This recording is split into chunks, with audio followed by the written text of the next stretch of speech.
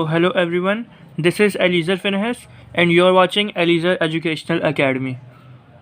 तो last video में हमने class 9th physics unit number 1 physical quantities and measurements के क्वेश्चन नंबर 7 तक हमने कर लिया है, जिसमें हमने साइंटिफिक नोटेशन किया था जो कि आपकी स्क्रीन पर है। ये बहुत ही एक इम्पॉर्टेंट टॉपिक था फॉर 9th की फ़िज़िक्स, क्योंकि इसमें जो बेसिक चीज़ें हैं, कुछ जो नोटेशंस हैं वो थी बड़ी इम्पॉर्टेंट, और एक्स्ट्रा चीज़ें भी काफ़ी समझाई थी। तो पूरा जो लेक्चर था कल का वो साइंटिफिक नोटेशंस में था, डिटेल्ड लेक्चर था। तो अभी तक आपने नहीं वो वीडियो देखी पुरानी तो आप लाजमी देखें, प्लेलिस्ट बनी हुई है चैनल पर class 9th physics Sindh board के नाम से। तो गुज़िश्ता चंद वीडियोस में अभी तक हम 4 पार्ट्स कर चुके हैं। ये जो आप वीडियो देख रहे हैं ये पार्ट नंबर 5 है, और जो गुज़िश्ता जो 4 पार्ट्स हमने किए हैं उसमें यूनिट नंबर 1 जो है फिज़िकल क्वांटिटीज़ एंड मेजरमेंट्स, उसके हम क्वेश्चन नंबर 1 से लेके क्वेश्चन नंबर 7 तक कर चुके हैं, जो कि स्ट्रक्चर्ड क्वेश्चंस है। बुक के पीछे क्वेश्चंस जो हैं जो कि लाजमी पेपर में आएंगे। अगर आप ये कर लेते हैं तो आपके बहुत अच्छे मार्क्स आएंगे, और जो यूनिट नंबर 1 से जितने भी आने वाले सवालात हैं वो आप इजीली अटैम्प्ट कर पाएंगे। तो आज की इस वीडियो में हम बाकायदा क्वेश्चन नंबर 8 से स्टार्ट करेंगे। तो आए बगैर टाइम वेस्ट किए हम आज के लेक्चर को भी स्टार्ट करते हैं।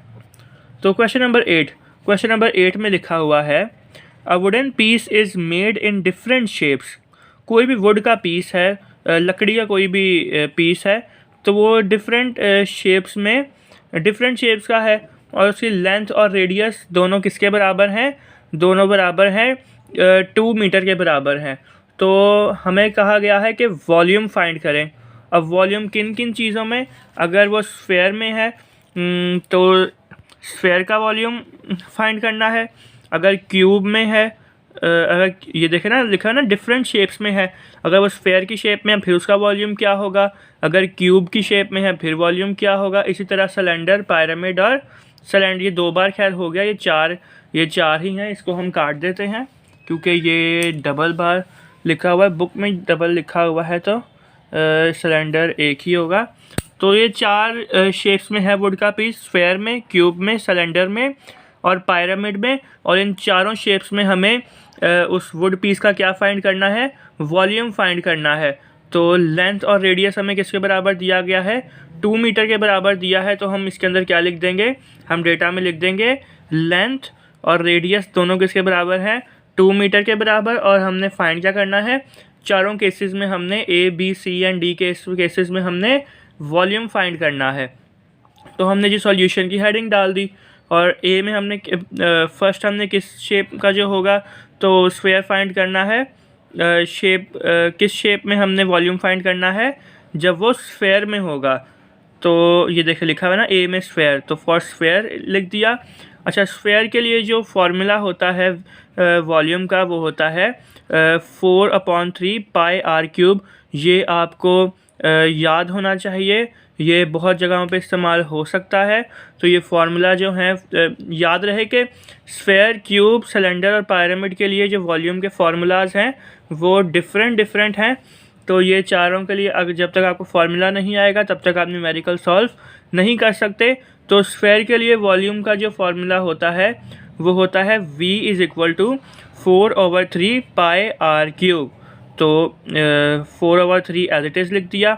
और पाई की वैल्यू वैसे देखा जाए, अगर आपको पता होगा तो पाई की वैल्यू होती है 3.142, लेकिन वो सॉल्व करने में थोड़ा प्रॉब्लम होगा। तो पाई की वैल्यू 22/7 भी होती है, ये भी बिल्कुल करेक्ट है।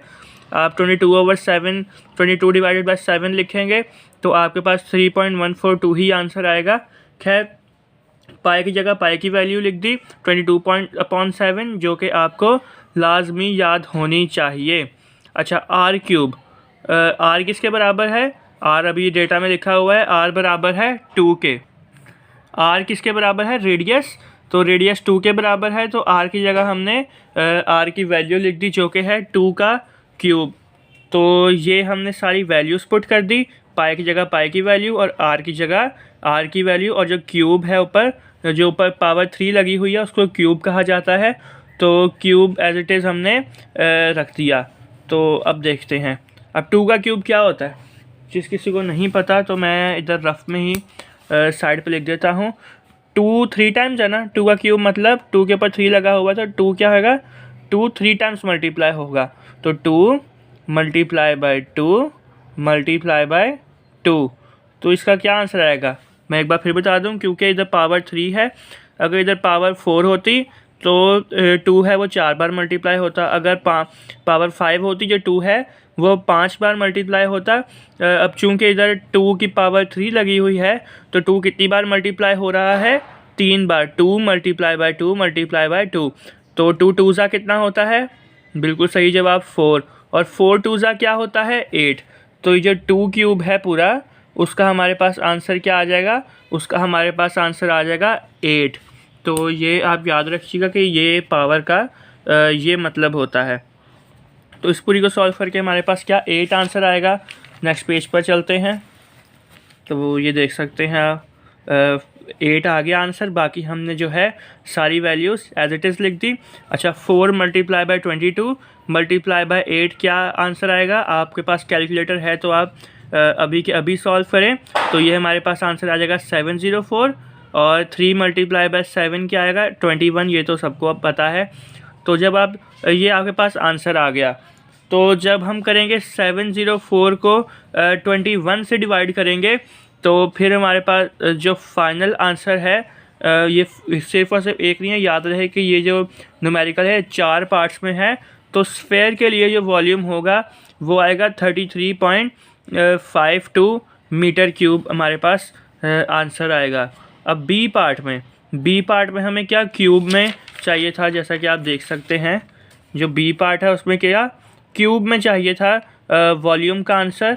तो अब क्यूब में देखते हैं कि अब उसमें जो था फॉर स्फेयर वी का फार्मूला क्या था, इससे रिमाइंड भी आपको हो जाएगा, v is equal to 4/3 pi r cube. तो ये फार्मूला किसके लिए था, स्फेयर के लिए। अब क्यूब के लिए क्या फार्मूला है, क्यूब के लिए सिंपल सा formula length into breadth into height. तो लेंथ, ब्रेड्थ और हाइट एक ही बराबर होती है, लेंथ और रेडियस 2 ही गिवन है, तो 2 मल्टीप्लाई बाय 2 मल्टीप्लाई बाय 2 इन सब के जगह इनकी वैल्यूज़ लिख दी। तो अभी मैंने आपको बताया था, अभी हमने पीछे किया, अभी जब 2 को 3 टाइम्स मल्टीप्लाई किया जाए, 2 2 4, 4 2 8, तो क्यूब के लिए हमारा वॉल्यूम का आंसर क्या आ जाएगा 8 मीटर क्यूब। बहुत ही आसान बात थी। अब हमने स्फेयर के लिए कर लिया और हमने क्यूब के लिए कर लिया। अब जो थर्ड करना है, हमने थर्ड करना है सिलेंडर के लिए। सिलेंडर के लिए क्या हमारे पास वी का फार्मूला होता है, वॉल्यूम का फार्मूला होता है। तो आपकी स्क्रीन के सामने है वी का फार्मूला, वॉल्यूम का फार्मूला फॉर सिलेंडर। तो क्या है पाई आर स्क्वायर एल।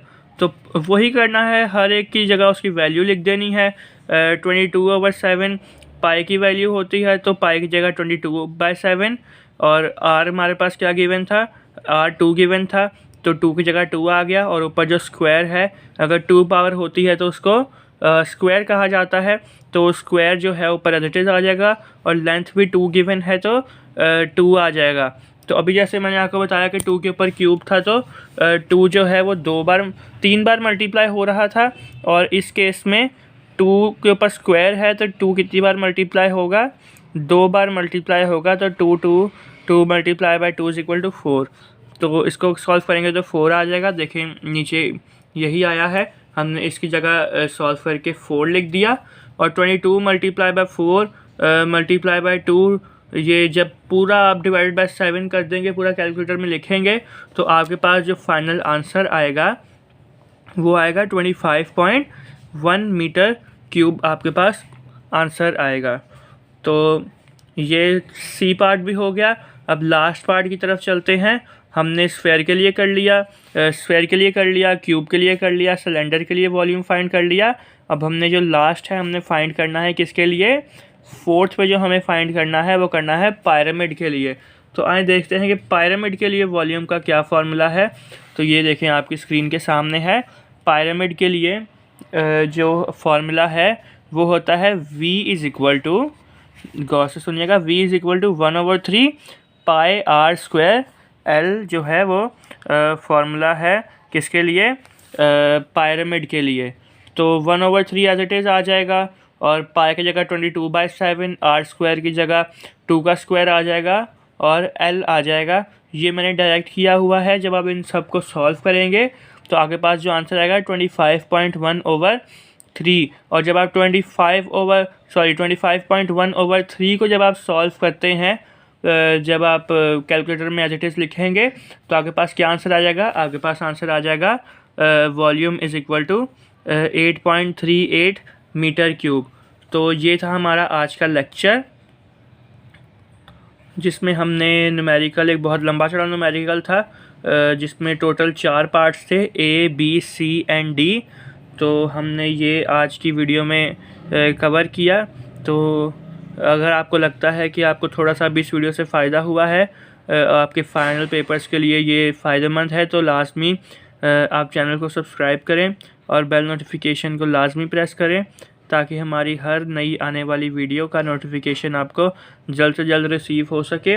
और अपनी नेक्स्ट वीडियो से हम लोग question number 9 and further more questions करेंगे। और जो नेक्स्ट वीडियो होगी उसमें जो है चैप्टर नंबर 1 है, यूनिट नंबर 1 है हमारा फिज़िकल क्वांटिटीज़ एंड मेजरमेंट्स, वो बाकायदा कंप्लीट हो जाएगा। तो जो लास्ट पार्ट होगा वो इस चैप्टर का लास्ट पार्ट होगा। फिर हम अगली वीडियो से नेक्स्ट चैप्टर की जानिब बढ़ेंगे, जिसका नाम है काइनेमैटिक्स नाम है उस चैप्टर का। तो तब तक के लिए देखते रहें Aliza educational academy. Bye bye and take care.